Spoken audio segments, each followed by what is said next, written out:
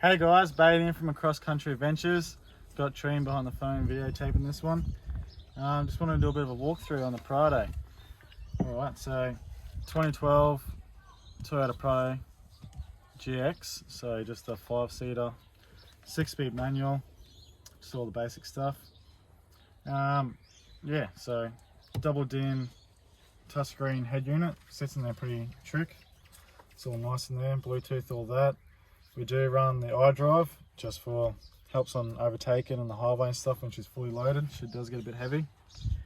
UHF, we've got the Unidin one that you can, it's all got the screens and stuff and whatnot, all the buttons in there. It's all hidden away behind the dash, and the remote, when we're not full driving, we can just unclip it and throw it into the glove box. That's pretty nice and handy. Keeps it nice and looking slick and things like that.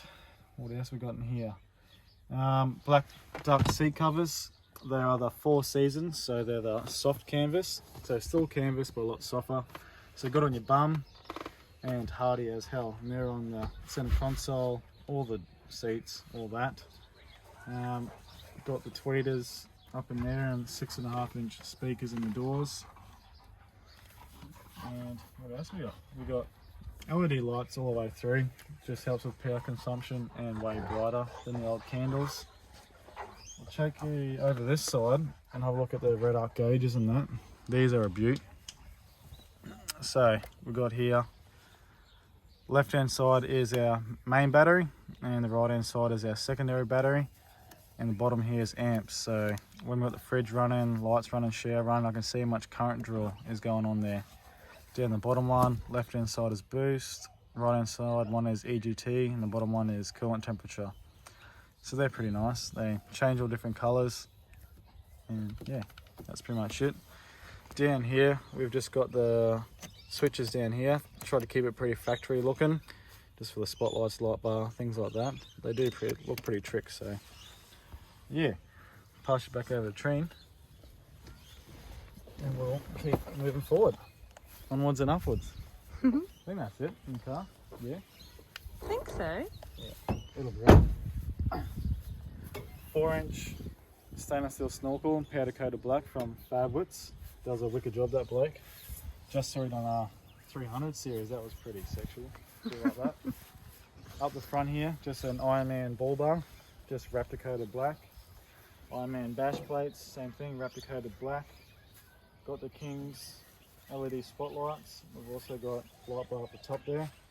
They're controlled by them switches I was showing you before. Unidin UHF aerial, and got the Runva 11XP, the premium winch. That is a ripper of a bit of kit, that is. Nice and solid. And we'll have a look underneath here.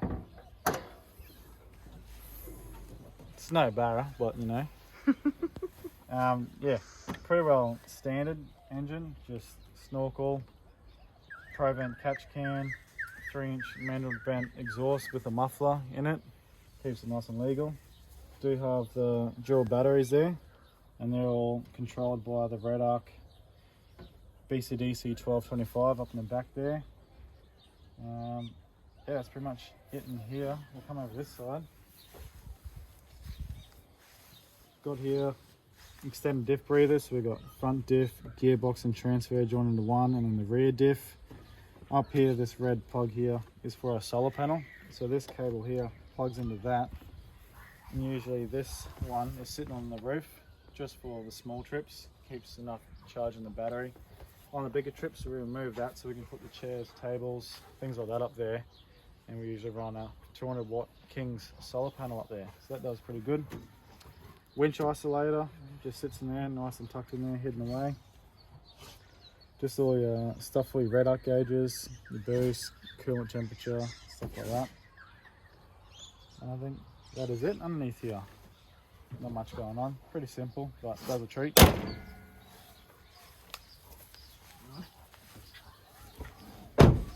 Alright, so we got fuel vector rims. We've got 5 of those in the Mickey Thompson ATZ P3s.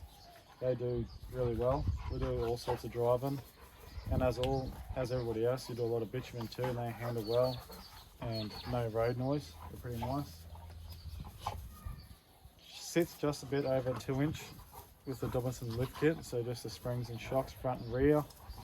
No side steps or anything like that because they got crushed on a couple of trips. Train's dodgy driving. King's 2.5 by 2 metre awning. That does us sufficient enough. That comes out. We got a mat that sits underneath it, and then also we take the sidewall with us. If a ram's coming in on either side, we can just put the wall up. King's rooftop tent up there. Odin's in the next door neighbour's yard. Odin, get here. Odin? Bloody dog. Bloody dogs. Up the top is a shovel holder and a high-lift jack holder. It used to run on the sidebars on the driver's side, but since we cut the sides off it, I've had to mount that somewhere else, and I love having a long shovel with me, just handy for everything. So I mounted that up there with a couple of bolts. Yeah, nice. Keep moving on. Nothing that side. Oh, 40 litre front runner water tank. This hose here is for the pressure pump in the back. As you can see, the blacked up seat covers. They Don't mind the dogs having a good old play right now. Sounds aggressive, but it's not. Puppies! Hey, hey, hey! Oh God. So, we run angle fridges, always have. I think they're amazing fridge here, the 40 litre. This is going to keep going, eh? They're not going to stop. Yep. Hey! Oi! Trying to make a video here, mate, eh? Have some respect. Come on. So yeah, 40 litre angle that we use for beach days, creek days, just the one days. Fill up full of beers, a few nibblies, a few cheeses and crackers and that. Yeah, but that just sits in there. And then when we go on big trips, we pull that out and put the 80 litre angle in there. I'll move this out of the road so we can see in here a little bit better. All right. Got kicker amp, runs the 10" slimline subwoofer up there. Also runs the splits, the tweeters and the speakers in the front. Water pump there that runs off that 40 litre tank. It's all control the flow all through this end here. Bit of water in that. All through there. Dual Anderson plugs. We run the fridge off the cigarette lighter plug, but usually use one for a shower and the other one for gazebo lights when we take the gazebo if we want to run the camping lights that are in here. Got rear. It's not on, is it? No, it's turned off. Ah. Yeah, so that's the one thing I missed. We should actually probably go show that quickly. Then we'll come back to that. Completely missed that one. Yeah, so right here we have a circuit breaker. So when we're not using anything in the back, right now the fridge is turned off, I flick that circuit breaker and there's no power going to that at all. And it's good because sometimes we throw the dogs in there, they'll knock switches and the lights will be on, the water pump's running, there'll be water everywhere. So yeah, have that. So we'll flick that back on. So back to this. So rear light, that can move around and adjust, and one on the passenger side that you can move around and adjust. Depends if you want it up on the awning or down on your cooking, wherever way you want it. Got a dual USB charger there. Move this out the road for you. So yeah, dual USB holder there. That's the one for the water pump, all in there. And that's all controlled by all them 8-block fuse holder in there. Don't mind my line, it's usually a lot better than that. This cord here, I'll take with me. We'll talk about it in a second.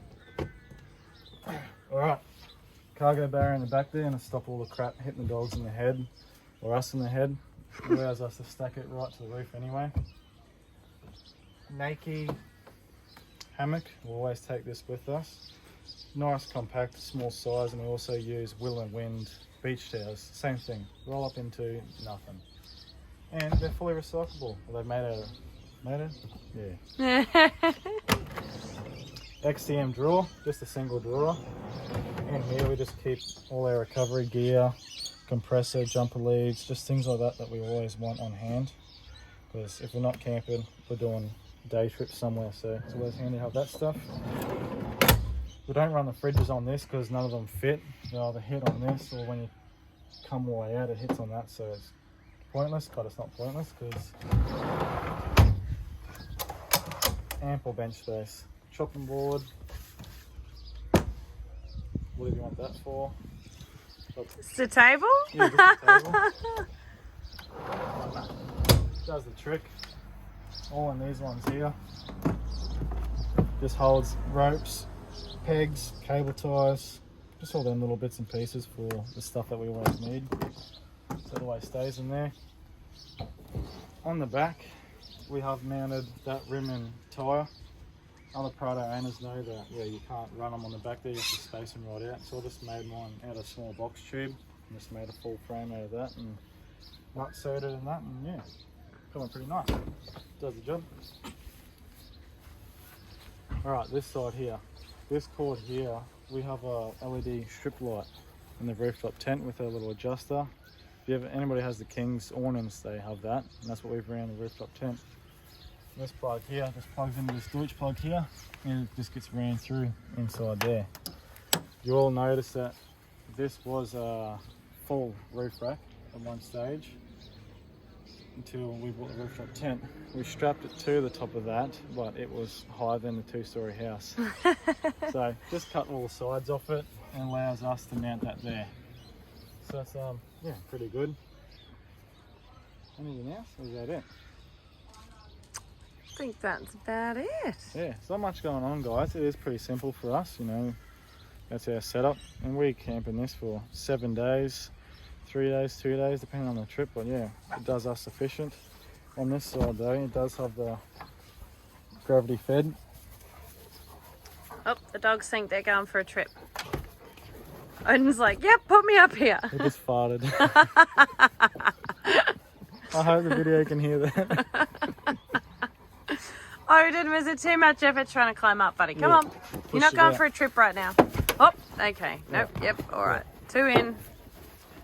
The little one can't quite jump that high. Yep. So yeah, Mickey Thompson ATZ P3s. They are 285 by 70 17. And I think that pretty much covers the whole car, guys. Yeah. Yeah. Stay tuned. We'll do a bit of a camping setup. Sounds good. See yous. Hey guys, Trine from Across Country Adventures here. So we have now come to the future and we are over on Facing Island, just off Gladstone. Got a beautiful sunset happening over behind me there. It's quite pretty. So we've got the camp set up here. I will flip the camera around and show you. So we've got a couple of friends here. We've got Luke and Emma in their car, and we've got Matty in his 80 series here. Here the boys are. Hey. Hey. Hey, happy fucking Aussie day. Woo woo. How you going, guys? We're going to do a bit of a walkthrough of the camp setup. Alright, we'll start from the front, eh? Yeah. Australian flag, because you know, Australia Day, we've got to represent. Fishing rod holder, fishing rod's on the front. Usually got the 4, but we've done a flick before, and Luke has got his on front of his car. Come through here.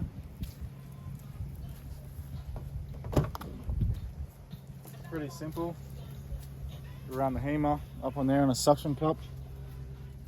That keeps track of all our tracks and stuff. We record everything. Got the phone holder up in there too, holds the phones.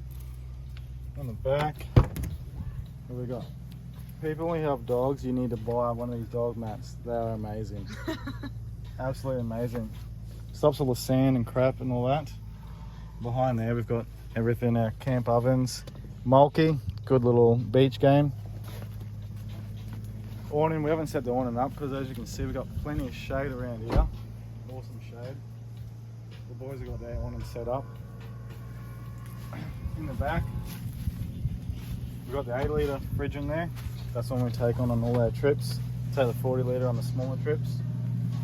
We run everything in the boxes, so we just pack the boxes full of all the crap, put them on the shelf, Got a neighbour driving by. Can I have one of those? No. Yeah, so Buy me one too. yeah.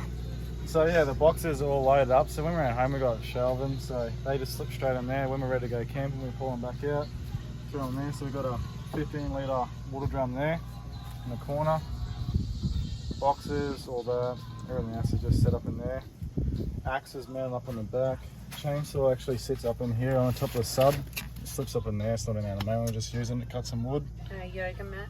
Yeah, for the veranda. So that sits in there all quite nicely. And that's King's. Yeah, Adventure King dirty bag. Always comes in handy. I love that. We do Throwing love that. rubbish in, cans, crap, all that kind of stuff. This is what I was talking about earlier. So I just plug this cable into this Deutsch plug here. It runs it up, and then they've got light and switch up inside there, as you can see. Same thing on this side. A spare carton of beer, because you need that. And that's pretty much it for this around there.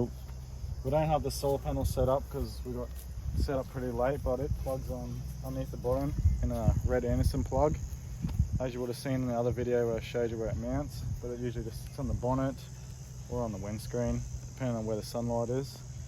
And yeah, so We we'll do go up. run our rooftop tent the opposite way. That's right, yeah. So everybody usually runs the rooftop tent on the sides, but what we seem to find is it's good for us because we get all this shelter at the back, as you'll see.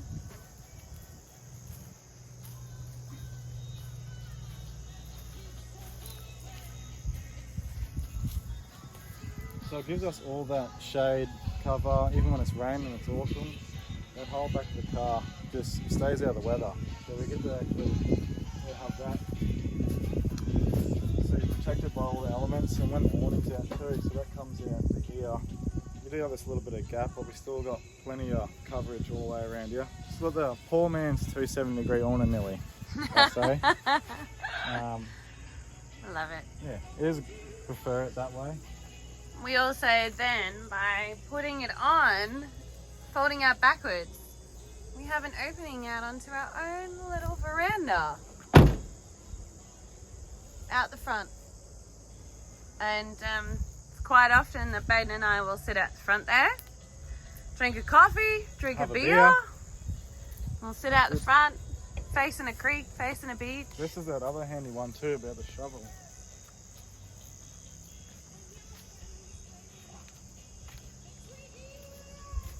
Because it used to have bars all the way along, but I cut them off, so I needed somewhere else to store the shovel. And I don't like normal shovels. We cook a lot of stuff on camp ovens and cast iron pots, so I need a long shovel, getting in on coals, doing stuff like that. So I needed my long handled shovel. So what I've done, I've just mounted these brackets up here. That way, this shovel tucks up in here.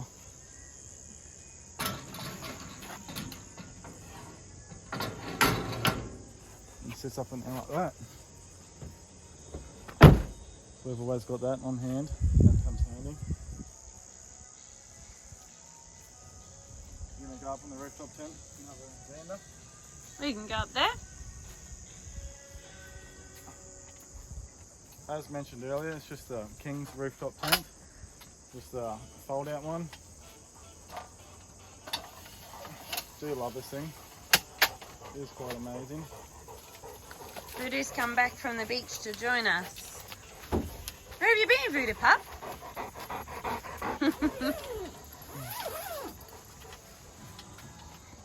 Alright, coming up here into our rooftop tent. Most people that run Kings pretty much know how it works. We've ran the little LED strip light out of our awning straight up into here. Got the dimmer turned up, turn it down.